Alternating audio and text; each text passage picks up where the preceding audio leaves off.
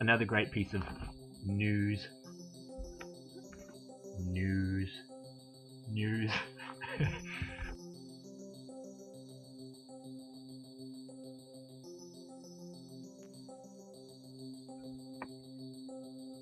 Right, welcome to episode 1 of the Herald Scum, a web blog about the rampant abuse of power of the news media in controlling governments and controlling people's minds, brainwashing people, not giving them the choice, not making their life better, but brainwashing them into voting for a government that doesn't have their best interests at heart.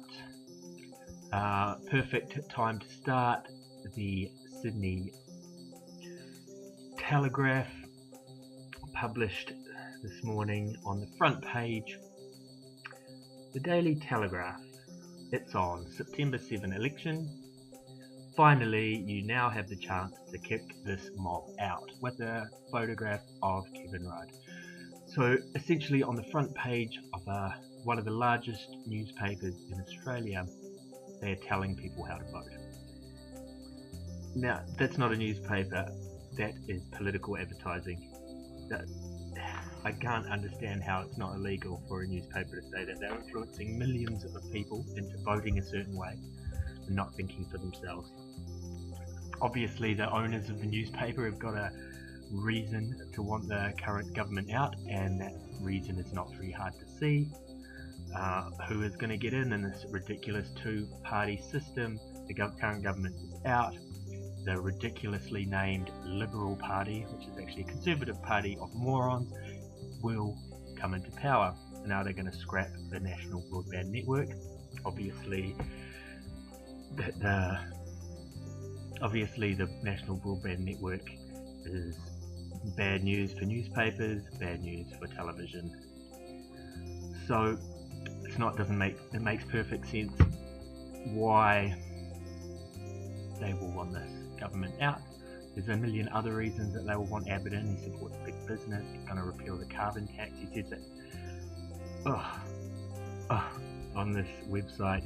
Abbott, the first thing I'll do when I get in is take an axe to the carbon tax. That is going to be ridiculously expensive.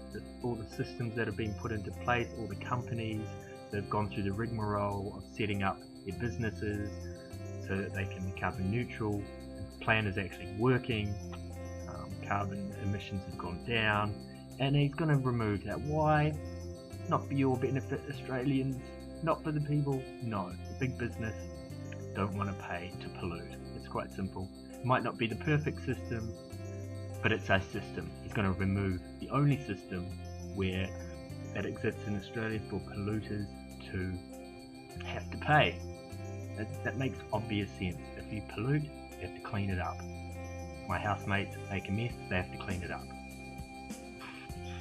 Anyway, back to that main story of telling people how to vote. Now, it's really worse than just the newspaper trying to make some extra money, obviously wanting to back the Liberal Party and more money for big business. And it's taking away the choice for people who are too stupid or lazy to think for themselves. Now that's not a democracy.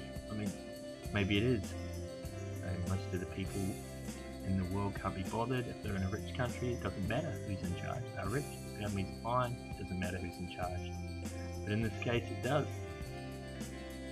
Because the alternative to the current government is the Abbott government. Now Abbott himself is a misogynist, fear-mongering moron. The party has no policies apart from supporting big business and taxing people and removing environmental policy. That's all I've got to say for this first episode.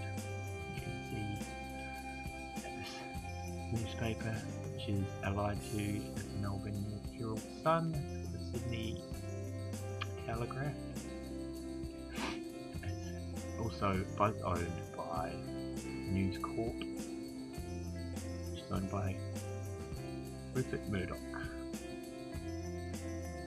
enemy of free people, the environment, and just regular people. A friend of the 1%, the mega millionaires that really run the world, and becoming more and more obviously so.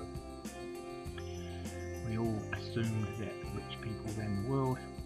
Now we can see it happening in your fucking face. So, more fear, some more fear, get that fear into you. Don't leave your house, stay at home and consume. Watch the fucking news. Be afraid. The world is scary. It will kill you. I'll talk to you soon. Yeah.